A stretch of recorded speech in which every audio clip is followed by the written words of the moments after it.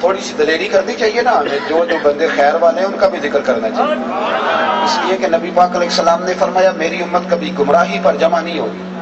یہ نہیں ہو سکتا کہ ساری دنیا خراب ہو جائے، یہ کیسے ہو سکتا ہے؟ یہ ممکن ہی نہیں ہے، یہ ہو ہی نہیں سکتا۔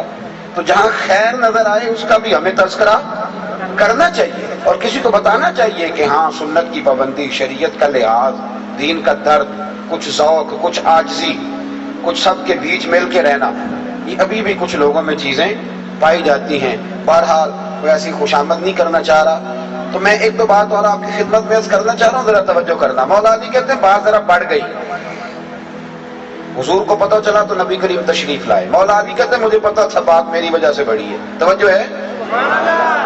چھوٹے آدمی اپنی غلطی نہیں مانتے کبھی بھی، غلطی ہمیشہ بڑا آدمی مانتا ہے۔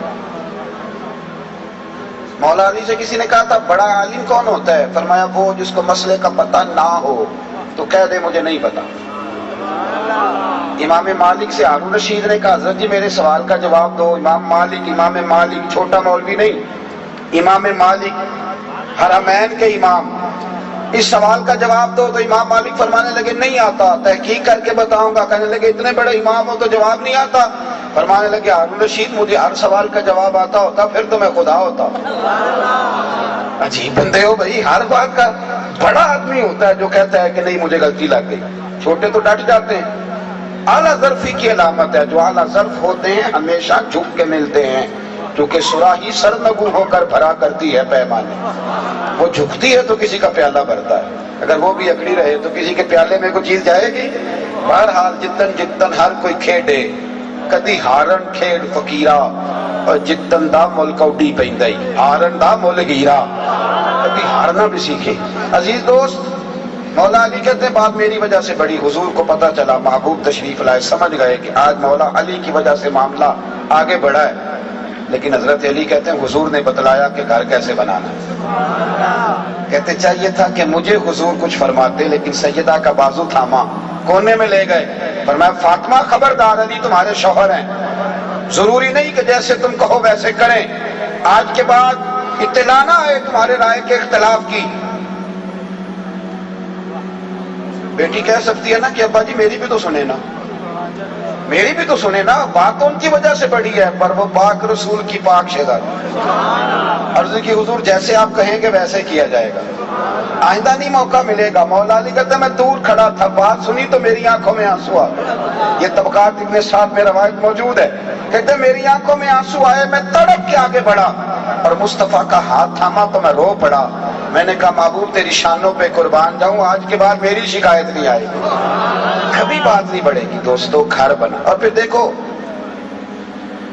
1000 دینار آیا، امام زین العابدین کہتے ہیں میرے والد امام حسین کے پاس 1000 دینار، سمجھ لے ارب روپیہ، مثال دیا 1000 دینار، چند قدم کے فاصلے پر تھا آپ کا آستانہ مسجد نبوی سے۔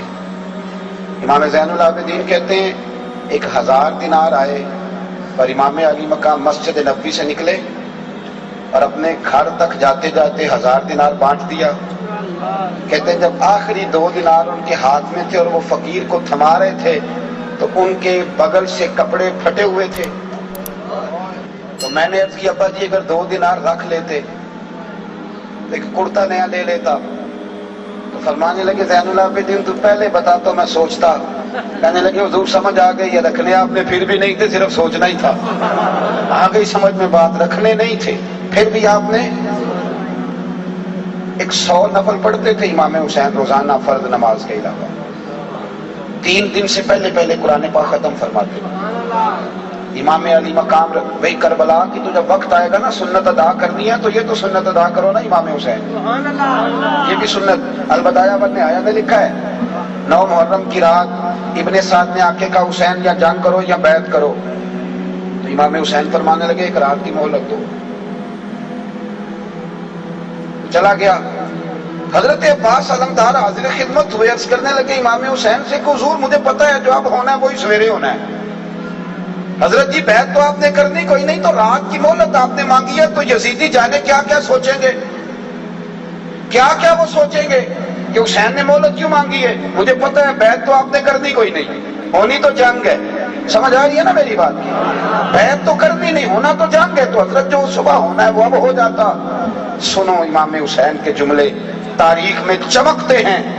امام حسین فرمانے لگے عباس تو جانتا ہے نا مجھے سجدوں سے بڑا ہی پیار ہے، تو جانتا ہے مجھے قرآن پاک سے بڑی محبت ہے، تو جانتا ہے دعا اور استغفار سے مجھے بڑی دلچسپی ہے۔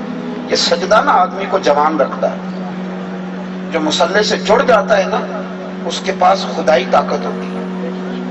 خدائی، جن لوگوں کے مصلی آباد ہوتے ہیں ان کے دل کبھی ویران نہیں ہوتے۔ یہ جو کہتے ہیں نا سارا کچھ ہے پر میں بور بڑا ہوتا ہوں، اس لیے بور ہوتے ہو کہ روح پیاسی ہے، یہ سجدہ مانگتی ہے، یہ آنسو مانگتی ہے، یہ رونا دھونا مانگتی ہے، یہ تڑپ مانگتی ہے، یہ سوز مانگتی ہے۔ ابھی ہم صاحبزادہ صاحب نے مہربانی کی تو ہم وہاں گئے تھے حضرت سلطان العارفین کی بارگاہ میں، تو دعا ہو رہی۔ ایک بچہ مجھے کہنے لگا کہ میں کبھی نہیں رویا، آج رو پڑا ہوں، کیا ماجرا ہے؟ تو میں نے کہا رونے کے بعد بتاؤ کیسا لگا۔ یہ چھوڑو، کہنے لگے جی عجیب ہی دل ٹھنڈا ہو گیا ہے۔ میں نے کہا اس لیے کبھی کبھی رویا کر۔ ہاں عاشق دا کام ہی رونا، تو بنا رویوں نہیں منظوری۔ یہ عاشق سدا ہی روندا رہندا ہے، پاویں وصل ہوے تے پاواں دوری، ورنہ تو دل سخت ہو جائے۔ رویا کرو بھائی۔ سنو اور یاد رکھنا، حضرت عباس سے امام حسین فرمانے لگے مجھے سجدوں سے پیار ہے، تلاوت سے، استغفار سے محبت ہے۔ فرمایا میں نے اس لیے ایک رات کی مہلت لی ہے کہ میں کھل کے رب کو سجدہ کروں، میں استغفار پڑھوں۔ ساری رات امام علی مقام کی سجدوں میں گزری۔ امام حسین بڑے صاف دل کے آدمی تھے۔ آپ کے ایک چھوٹے بھائی ہیں حضرت محمد بن حنفیہ، فکر حسین بیان کر رہا ہوں، وہ والی جس کی ہمیں ضرورت ہے سادے لوگوں کو۔ چھوٹے بھائی ہیں حضرت محمد بن حنفیہ، اسی بات میں امام حسین ان سے ناراض ہو گئے۔ امام حسین اٹھ کے چلے گئے۔ لوگوں نے حضرت محمد بن حنفیہ جی حضرت علی کی دوسری اہلیہ میں سے، دوسری زوجہ میں سے، لوگوں نے کہا کہ آپ کے بھائی حسین ناراض ہو گئے، اب کبھی پلٹ کے نہیں آئیں گے۔ فرمایا بھائی میرا ہے کہ تمہارا؟ آپ کے بھائی ہیں۔ فرمایا اگر کہو تو حسین ابھی واپس آئے۔ میں جانتا ہوں 2 منٹ کا غصہ ہے، وہ دل میں کچھ رکھ نہیں سکتے، ان کا دل بڑا صاف ہے۔ بے شک غلطی میری ہے پر حسین ابھی آئے، کہا جناب آ جائے تو کمال ہے۔ حضرت محمد بن حنفیہ نے خط لکھا، کہنے لگے بھائی آپ کے والد بھی مولا علی اور میرے بھی مولا علی، پر میرے نانا کا نام مصطفیٰ تو نہیں نا۔ حضور آپ بڑے ہیں، میں چھوٹا ہوں، لیکن مہربانی فرمائیں، کرم نوازی کریں۔ آپ نے نانا مصطفیٰ کریم علیہ السلام کا وہ فرمان تو سنا ہوگا کہ 2 بھائی ناراض ہوں، جو صلح کرنے میں پہل کرے جنت میں آگے پہلے جائے گا۔ تو حضور دل میرا کر رہا تھا میں آؤں، پر اگر میں جنت میں جاتے وقت آپ کے آگے آگے چلا تو آپ کو پوچھ ہوگی، یہ بھی تو بے ادبی ہے نا۔ اب آپ حکم کر دیں میں آ جاؤں کہ آپ آتے ہیں۔ امام حسین نے خط پڑھا تو رو پڑے، پھر سر پہ دستار باندھی۔ بھائی نے کہا کہاں جا رہے ہیں؟ آپ کی مہربانی جی آپ تشریف رکھیں، میں تو دعا لینے آیا ہوں، پیسے لینے تھوڑی آیا ہوں، اللہ آپ کو جزائے خیر عطا فرمائے۔ کہا جناب آپ کہاں جا رہے ہیں؟ فرمایا بھائی کے پاس، آپ تو ناراض تھے۔ فرمایا وہ میرا بھائی ہے، ناراضگی 2 منٹ کی تھی، ناراض کیوں رہنا ہے بھائی کے ساتھ؟ فوراً صلح، فوراً۔ اور پھر امام حسین لاجپالی کرنے والے، حضرت اسامہ بن زید بیمار ہو گئے، یہ نبی پاک کے بڑے لاڈلے غلام تھے۔ حضور فرماتے تھے اگر اسامہ لڑکی ہوتا تو میں اسے زیور پہناتا۔ حضرت امام حسین رضی اللہ تعالیٰ عنہ، حضرت اسامہ بن زید بیمار ہو گئے، 80,000 دینار کا قرضہ ہے یا 60,000 دینار کا قرضہ ہے۔ دوستوں سے رشتہ داروں سے پوچھا پر کوئی مدد کو نہ آیا۔ ساری عمر ہی آٹا گد ہے، لکھاں کیتے نہیں پیڑے، وقت آیا ہی تے محمد بخشا کوئی نہیں ہو بیٹھا نیڑے۔ کسی طرح بات نہ بنی تو اسامہ بن زید بیمار تھے، آخری وقت تھا، کہنے لگے جاؤ کوئی حسین ابن علی کو خبر کرو۔ امام حسین کو یہ لاجپال پیر ہوتے ہیں، کہتے ہیں خبر ملی تو امام علی مقام دوڑے آئے۔ حضرت اسامہ بن زید رو پڑے، کہنے لگے آپ کے نانا کا نوکر لیکن بیمار ہو گیا، مقروض نہیں مرنا چاہتا۔ امام حسین خادم کو بھی کہہ سکتے تھے گھر پیسے پڑے ہیں لے آ، سب کو باہر نکال دیا، خود گئے، 60,000 دینار بغل میں دبایا، چادر اوپر سے اوڑھ لی، اوٹ میں دبا کے امام حسین لائے خود، جناب اسامہ بن زید کے پاس رکھ کے جو جملہ کہا وہ شاندار کہا، کہنے لگے اسامہ رات کوئی پیسے آئے تھے، میں سوچ رہا تھا حسین کو تو ضرورت نہیں، یہ اللہ نے کس کا نصیب میرے گھر بھیج دیا، اب پتا چلا ہے رب نے تیرے لیے بھیجے تھے، تیرے ہی تھے یار، تیرے لیے آئے ہیں۔